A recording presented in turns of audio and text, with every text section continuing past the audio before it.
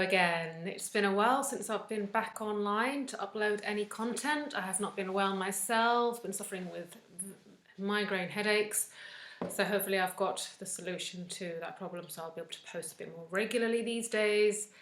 It's good to be back, and today I'm going to be talking about veganism. Is it a good lifestyle or not?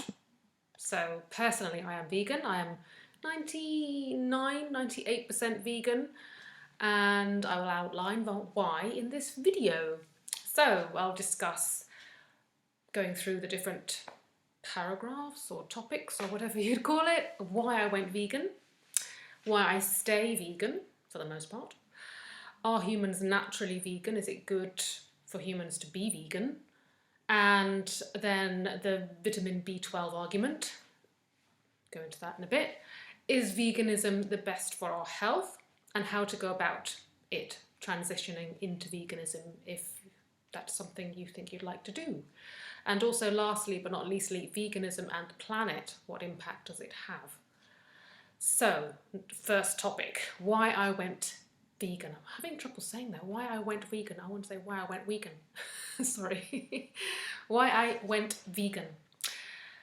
I went to see someone, I moved to Ireland. I had had my bioresonance, if anyone wants to check out my health journey as to what I did and when. I had now achieved good results on my vasculitis that I was diagnosed with. It was in remission, it put it into remission. That was the bioresonance, that was the last chapter, if you want to go back and look at the bioresonance video. And so I'd moved to Ireland and I still was overweight. I still had a bit of asthma. I had terrible eczema on my skin, mainly on my hands and wrists and forearm area and the crooks of my elbows. I went to see someone who was really into herbs, Josh, good friend of mine, and he said to me, that's acid coming out of your skin. I was born with eczema, I've had it all my life, and I just thought it was something I was going to be stuck with, I'd never be able to get rid of it. So he said, I was curious, why is that acid coming out of my skin? He said, you have too much acid and your skin is your third kidney and your body is getting rid of the acid through your skin. So he talked to me a lot about how to alkalize my diet, how to bring my pH back into neutral. The 80-10-10 is a really good diet if you have high acidity in your body, basically eating more fresh fruit and vegetables and not so much junk and alcohol and coffee and stuff. So yeah, it can be very simple, hard to practice, but it is a simple theory. The 80-10-10 book is a very good one to read. I'll put a link in the description to that. So I went vegan and my eczema cleared up, my asthma pretty much went away, I lost weight, my gut was functioning better, bowel movements were a cinch, no more constipation. I generally had so much more energy and I felt really good. My skin cleared up along with my eczema. And it took 3 months for the cravings to go away, the meat cravings, because I went off meat first, and then the cravings were completely gone. So emotionally as well, I felt much better, I felt calmer. I feel calmer on this diet. So why do I stay vegan? There are a couple of reasons. I believe that humans are omnivores and there is a lot of evidence to support that. For example, an omnivore, what's an omnivore? There are 3 types of feeders. So omnivores is one of them. Omnivores basically include humans, animals like bears, monkeys, seagulls, rats, and this group of mammals survives best on a plant-based diet with small amounts of animal produce. So one of the other types would be carnivores, the meat eaters, so lions, dogs, cats. They get all of their dietary nutrition from primarily meat and they can access all the nutrients that are in meat. They can digest that. The other group is herbivores, which would be purely plant eaters. So some of these animals are very strong animals, which kind of supports the debate that where are you getting your protein? Gorillas get their protein from mostly plants, and horses, elephants, rhinoceroses, and a host of other purely plant eaters. So I went vegan mainly for health. well, at this time it was purely for health. I wanted to have better health, so it was something that I was prepared to try to get more healthy. I also, though, as a side point, went on YouTube and watched all of the videos on how they slaughter animals. I wouldn't recommend the viewing if you're of a sensitive nature, because it is brutal. And me personally, having watched that, I do feel it's like the animal holocaust, to be honest. The way that most animals are farmed, I have to say most because not all, there are some more humane ways to kill animals, but there are plenty of inhumane ways to keep animals and kill them, which I consider, as a person myself, I don't want to support that. If I was ever to eat meat, I want to know where it's come from, how it's been killed, and if that coincides with my own sentimentalities. But I mean, each to their own. Everyone is very different with how they view that. So if you have a strong constitution, I would recommend to watch those videos to inform yourself how your meat gets onto your plate. I think it's a valid point to make. I also watch movie documentary films, I don't know what they're called really, such as Game Changers. Brilliant movie. It's a film about vegan athletes and how even the historical athletes, such as the gladiators, were plant-based because it was the best way for them to build their strength and to have the highest bone density. Very interesting points made in this film. It's actually a really entertaining viewing. Arnold Schwarzenegger's in it, and also a previous strongman of the world. I forget his name. I think he was Greek. They are vegans, and they also talk about how vegans actually live longer and have lower levels of bad fats in their bloodstream to support this idea, which is not actually an idea, it's scientific fact, but it's very, very interesting viewing. So the next point, are humans naturally vegan? Because of course we can eat meat every day. Many people do, sometimes more than once a day. But is it the natural state of a human? So as I discussed before, 3 different types: omnivores, herbivores, carnivores. And we can actually tell by the shape of our teeth what we should actually be eating. So I won't discuss this whole chart, but I'll leave a link to it in the description if you want to have a look at it in more detail. One point on this chart is that the stomach acid, so our hydrochloric acid that our stomach has, the content of this is very weak in humans compared to the high content of lions. So they digest their meat in their stomach. They can digest bones and meat and all of the other tissues of an animal in their stomach. It stays in their stomach for longer, and they have much higher hydrochloric acid content. Humans, on the other hand, have very weak hydrochloric acid in their stomach, and food stays in there for quite a lot longer quite a lot shorter period of time than a lion or cat or dog. And our digestion takes place in the large intestine.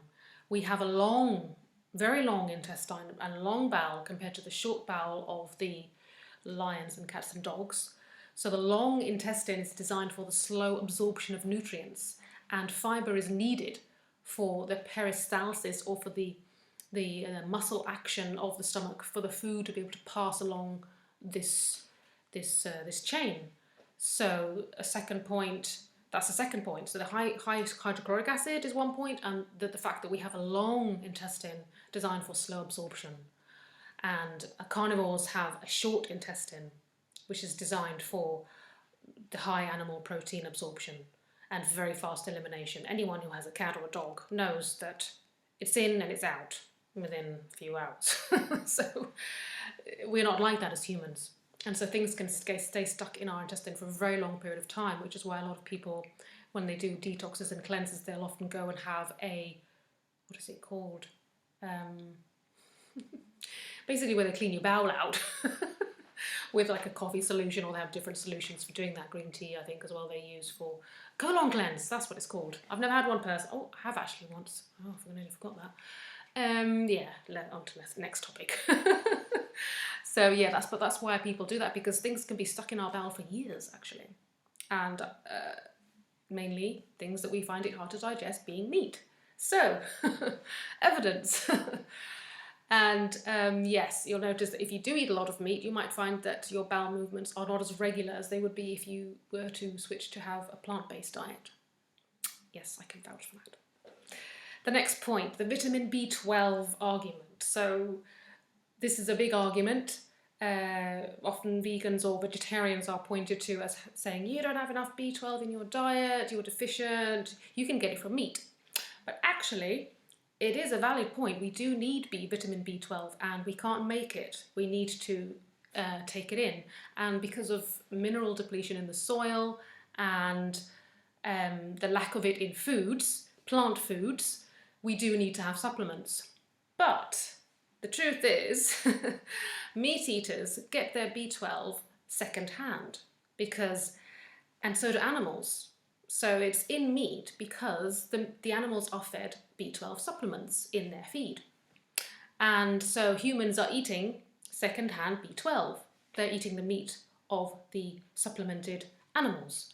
So we all need B12, it's true, but why not just take it in a pure form and have it in a supplement ourselves rather than eating the second-hand supplement of an animal? That's my opinion. So yes, you can probably tell I'm on the side of vegans and veganism, so that's the way this is going to go. But you can research this information. I'll put a link in the description about the B12 argument as well. And so basically, it's a worldwide problem. The population of the world ranges from 30 to 40% deficiency of B12. And we need it because it can lead to deficiencies such as heart disease and strokes.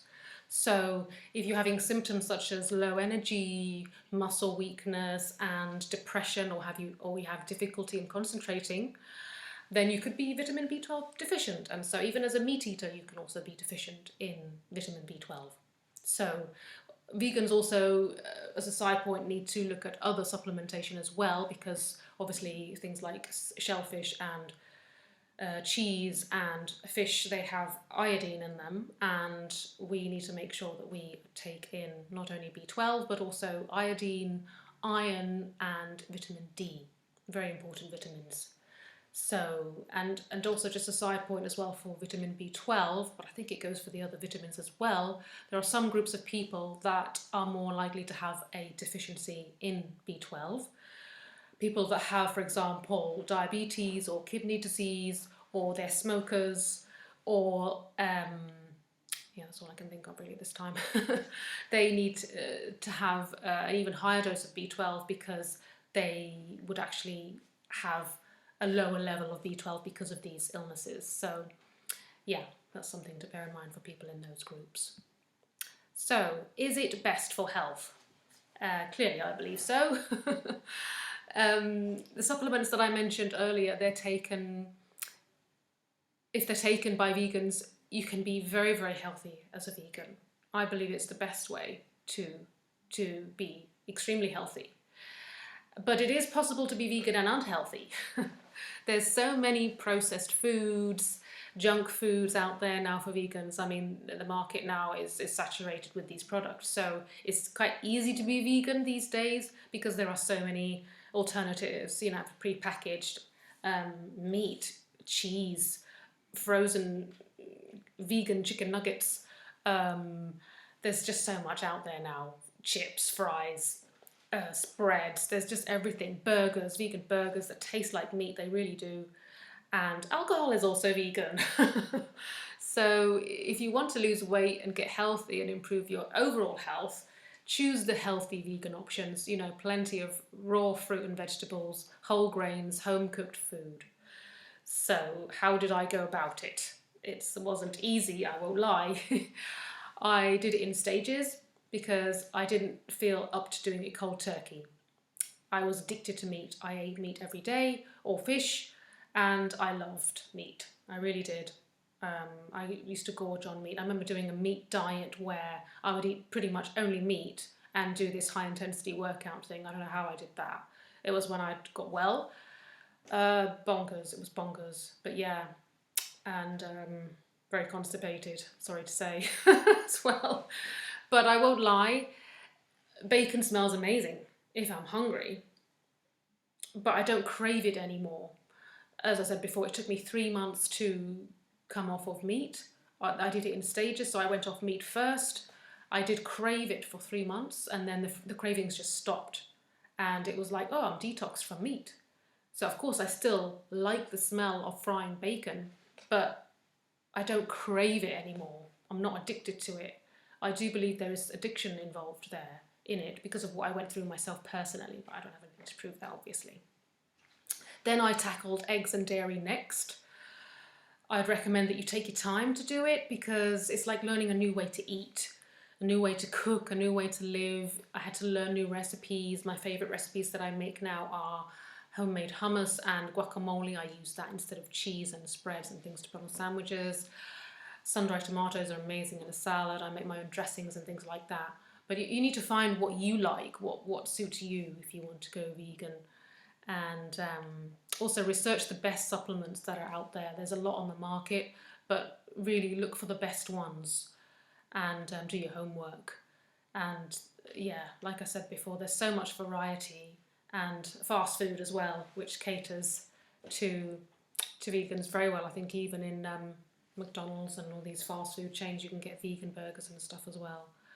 So I did get stuck in the trap of eating processed food when I went through a bit of a difficult phase, and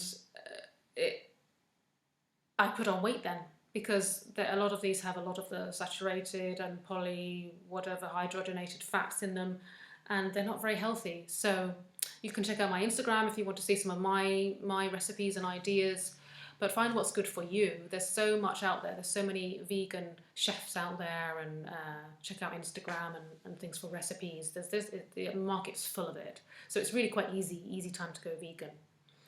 And but I took my time. Maybe some people prefer to go cold turkey and just do it straight away to get it all out and done. But do your homework so that you're not stuck, because then you'll just be tempted to go back to eating normal meat, food and stuff.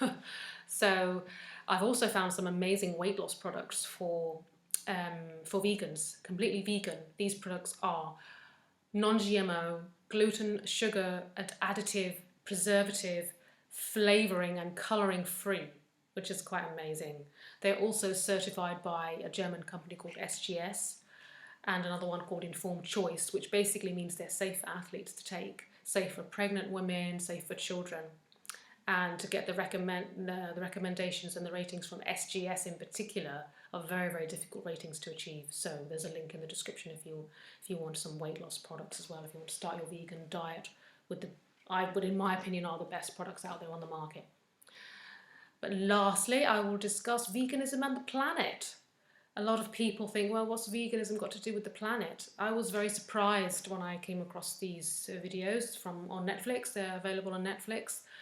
I watched not only the one I mentioned before, Game Changers, but I also watched 2 movie documentaries by someone called Kip Anderson, who is a very brave, bold and investigative person to do the research that these films must have taken. The first one I'll mention is, I think he's only done 2 so far. Cowspiracy is the first one I watched.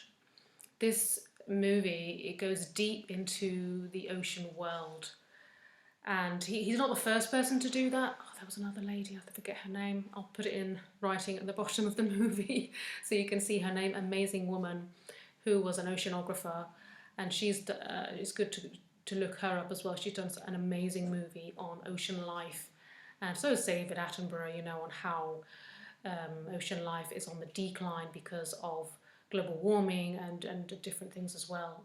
Fishing, and that's what Seaspiracy is mainly about. It's about overfishing. It's also about the little tick that you get on a can of fish which says it's sustainable fishing. Basically that little certification means nothing. I was really appalled when I watched that movie about how the life of the ocean has basically been given until the year 2048. By which time it's predicted that the ocean will be dead, and that all life, if trawling doesn't stop, will be gone by that point. That's the prediction. So even though I love fish, I still actually would eat fish occasionally, if that weren't the case, as a herbivore. Not totally vegan, actually, I can't claim to be that, because my conscience can't support that fact. And that's me personally, but I think it's good for people to inform themselves in general about the state of world affairs, the state of the planet. The oceans have just been destroyed, and what an awful prediction that it will be dead in that period of time.